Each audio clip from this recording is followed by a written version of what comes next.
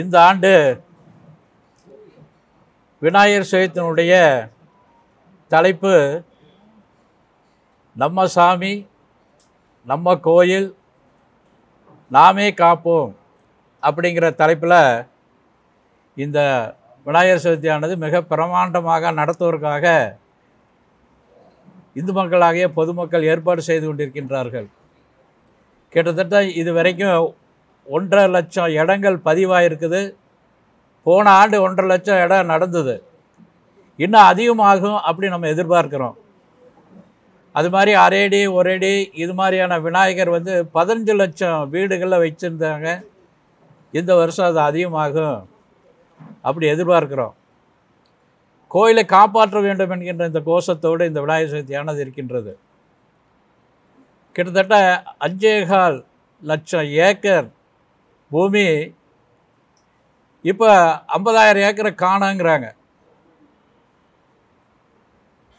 17,000 கோயிலில் பூஜை நடக்காமல் இருக்குதுன்னு ஒரு கணக்கு வருது. 6,000 கோயிலை காணவில்லை. அதுக்கு ஒரு துறை, அறநிலையத்துறை இருக்குது. அதுக்கான அதிகாரிகள் இருக்காங்க. அதுக்கான சம்பளம் வாங்குகிறாங்க. இந்த கோயில் எங்கே இருக்குதுன்னு கண்டுபிடிக்கணும். இதுதான் இந்த ஆண்டினுடைய கோஷம். நம்முடைய கோயிலை நாமே காப்பாற்ற வேண்டும் அப்படிங்கிற கோஷத்தோடு இந்த விநாயகர் சதுர்த்தியானது ரொம்ப எழுச்சியோடு நடக்குது. இந்த அரசாங்கம் முழுக்க முழுக்க நாத்திக அரசாங்கமாக இருக்குது. புது இடங்களில் விநாயகர் வைக்கக்கூடாதுங்கிறாங்க. புதுசு புதுசாக அப்பார்ட்மெண்ட் எல்லாம் திறப்புலா செய்கிறாங்க. 100 வீடு 200 வீடு இருக்கக்கூடிய இடங்களில் அங்கே இருக்க இந்துக்கள்லாம் சாமி கும்பிட்டு தான் செய்வாங்க. அப்போ அந்த அப்பார்ட்மெண்ட்டில் ஒரு விநாயகர் வைக்கணும். ஏன் விநாயகர் வைக்க வேண்டாம்னு சொல்கிறாங்கங்கிறது இந்த அரசாங்கமானது விளக்கம் சொல்லணும். ஏன்னா இந்த அரசாங்கம் கடவுள் மறுப்பான அரசாங்கம், இந்துக்கள் ஒன்றுபடக்கூடாதுன்னு நினைக்கக்கூடிய அரசாங்கம். இந்துக்கள் ஒன்றுபடக்கூடாதுன்னா சாமி விட வேண்டியதில்லை அப்படி அவங்களுடைய எதிர்பார்ப்போடு இந்த வேலை செய்கிறாங்க. அதை ஹிந்து முன்னணி கடுமையாக கண்டிக்குது. இது இந்த அரசாங்கம் மாற்றிக்கொள்ள வேண்டும். புது விநாயகர் வைக்கிறதுனால என்ன பிரச்சனைன்னு அவங்க சொல்லணும்.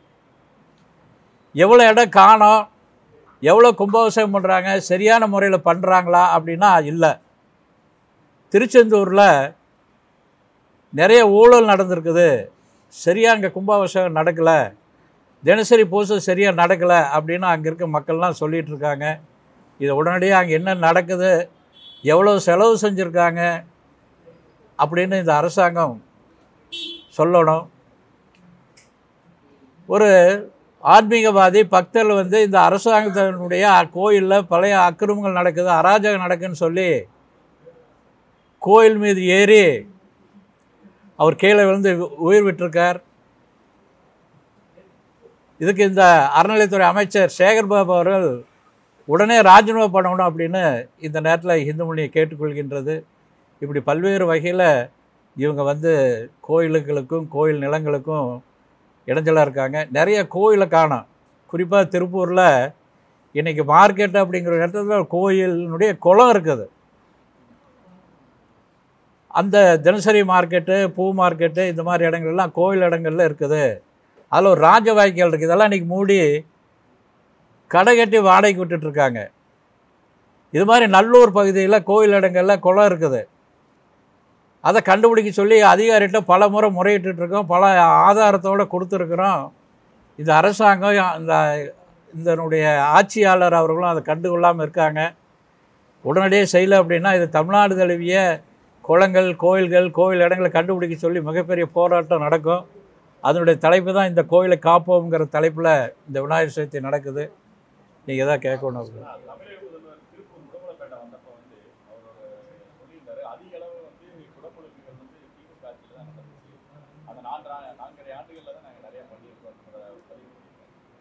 அதாவது கோயில் குடமுழுக்கு நடந்திருக்குன்னு சொல்கிறாங்க. ஆகம விதிப்பெரிய நடக்கலைன்னு நாம் இந்துக்கள்லாம் சொல்லிகிட்டு இருக்காங்க. ஒன்று.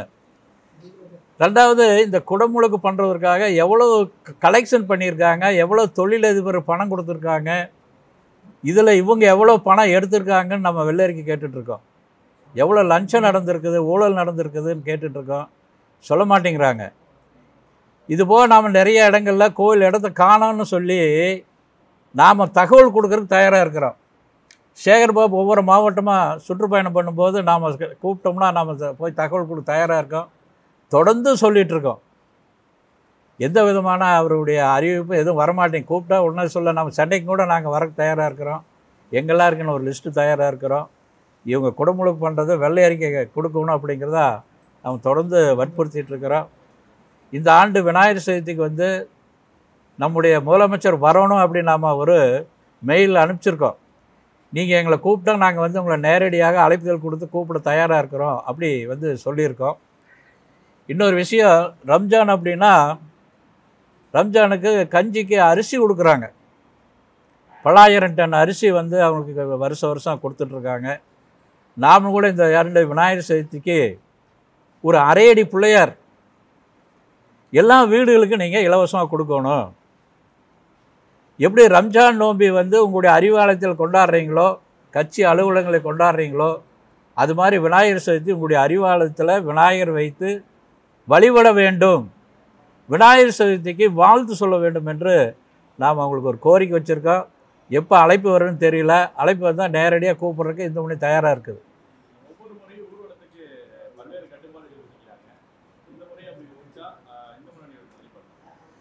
எப்படியாவது இதை தடுக்க வேண்டும் என்று பல்வேறு வகையான முயற்சிகள் இந்த அரசியல்வாதி செய்கிறாங்க. விநாயகர் சதுர்த்தியை நடத்தக்கூடாது. ஏன்னா இந்த நாடு சுதந்திரம் அடைவதற்கு இந்த விநாயகர் சதுர்த்தி தான் காரணமாக இருந்திருக்குது.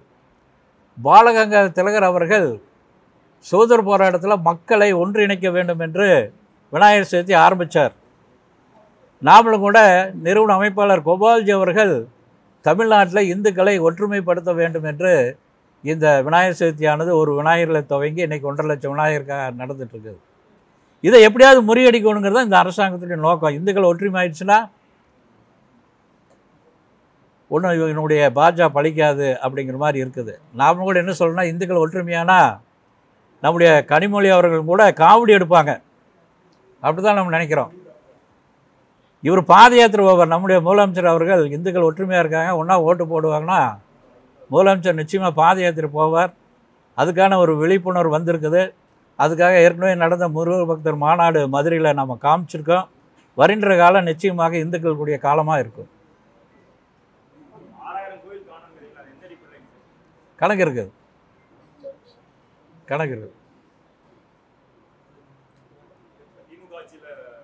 மொத்தமாக திமுக ஆட்சி, அதிமுக ஆட்சி முதல்ல இருந்து இந்த இப்போ விநாயகர் சதுர்த்தி மாசு கட்டுப்பாட்டு வாரியம் ஒரு அறிக்கை கொடுத்துருக்காங்க. நிறைய இடங்களில் இவங்க புதுசாக கொடுக்குறாங்க. நாம் கூட கொடுக்குற இடத்துல இவங்க போய் பார்க்குறதில்ல. பிளாஸ்டோ பாரிஸில் சில பேர் செய்கிறாங்க. நாம் தகவல் தர்றோம்.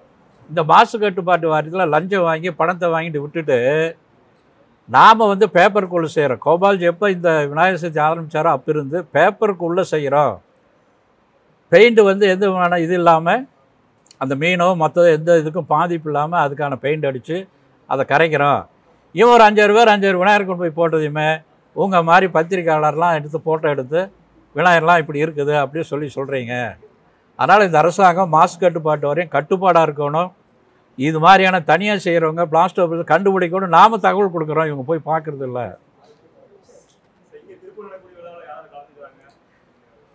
திருப்பூரினுடைய விநாயகர் சதுர்த்தியில் பாரதிய ஜனதா கட்சியினுடைய மாநில தலைவர் நயினார் நாகேந்திரன் கலந்துக்கிறாங்க. நடிகர் ரஞ்சித் வந்து மேட்டுப்பாளையத்திலேயே கலந்துக்கிறாங்க. கோயம்புத்தூரில் அண்ணாமலை அவங்க கலந்துக்கிறாங்க. மதுரையில் எல் முருகன் அவங்க கலந்துக்கிறாங்க. இப்படி பல்வேறு கலைத்துறையை சேர்ந்தவங்க, அரசியல் பெருமர்கள், சமுதாய பெருமர்களாக கலந்துக்கிறாங்க.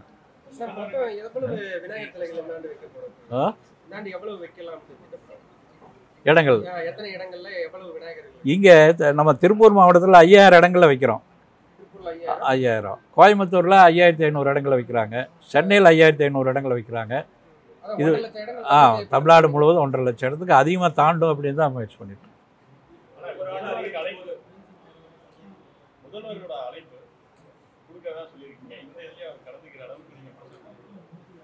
அனுப்பிச்சிருக்கோம். கூப்பிட்டா உடனே கூப்பிட்டு. ஏன்னா அவங்க ரம்ஜானுக்கு போகிறாங்க, நோம்பி கும்பிட்றாங்க. அதனால் விநாயகர் சதுர்த்திக்கு வருவாங்கன்னு நம்ம நம்புகிறோம்.